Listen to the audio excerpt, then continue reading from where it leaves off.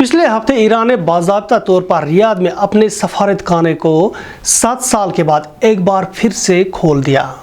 ताहम अभी तक सऊदी अरब ने ईरान में अपने सफारत खाने को नहीं खोला, लेकिन तवक्को लगाई जा रही है कि रियाद भी आने वाले वक्त में इस किस्म की पेशरफ्त करेगा और इस तरह से दोनों ममालिक के दरमियान 7 साल से चला आ रहा तातुल खत्म होने जा रहा है। अमन की इस डील में चीन का एक अहम और करीबी रोल रहा, जो दोनों ममालिक के दरमियान एक गारंटर के तौर पर सामने आया। इस डील से न सिर्फ मशरकी वस्ता में चीन का तसल्लुत काफी हद तक बढ़ गया, वहीं दूसरी जानिब अमेरिका जो सदियों से मशरकी वस्ता में अपना असर व रसूख कायम करने में कामयाब रहा, अब आहिस्ता आहिस्ता अपनी बाजी हार रहा है। इस जॉइंट ट्राइलेटरल माहिदे में चीन ने अपने आप को एक गारंटर के तौर पर पेश किया और माहिदे में यह तय पाया गया कि रियाद और ईरान एक दूसरे की सालमियत को तस्लीम करेगा और इसके साथ साथ मामूल के मुताबिक सफारतकारी और कौंसल खाने दोनों ममालिक में खोले जाएंगे। इसके अलावा दोनों ममालिक एक दूसरे के अंदरूनी मामलात में कोई दखल अंदाजी भी नहीं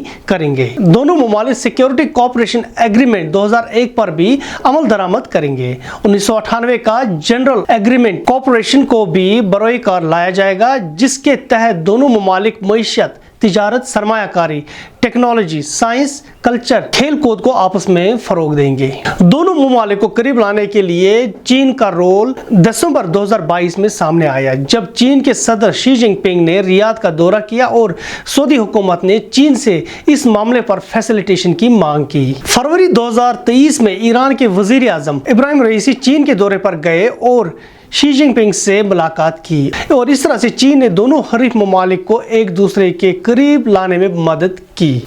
अब सवाल यह है कि आखिर क्या वजह बनी कि ये ममालिक जो आपस में दहाइयों से एक दूसरे के हरीफ थे, अब दोस्ती करने पर मजबूर हो गए। अमेरिका ने सऊदी अरब को ईरान के खिलाफ सिक्योरिटी फराहम करने से ट्रंप एडमिनिस्ट्रेशन के दौरान माजरत की, जिसके बाद हौसियों ने रियाद की तेल तनसीबात पर 2019 में कामयाब हमले किए, जिससे ईरान की हिमायत हासिल थी। वहीं दूसरी जानिब वाशिंगटन की मुसलसल पाबंदी की वजह से ईरान को भी मईशी बहरान से गुजरना पड़ रहा था और आलमी सतह पर तना होने से बचने के लिए इसने चीन के साथ लॉन्ग टर्म स्ट्रेटेजिक कोऑपरेशन 2021 पर दस्तखत किए। इसके अलावा इसराइल, बहरीन और मुत्तहिदा अरब इमारात के दरमियान हाल ही में होने वाले अब्राहमिक अकॉर्ड जिसे सऊदी अरब की हिमायत हासिल है, ने ईरान के लिए खित्ते में मजीद मुश्किलात खड़ी किए। कुवैत और मुत्तहिदा अरब इमारात के साथ पहले ही ईरान ने अपने ताल्लुकात को बेहतर बनाने की कोशिश की है।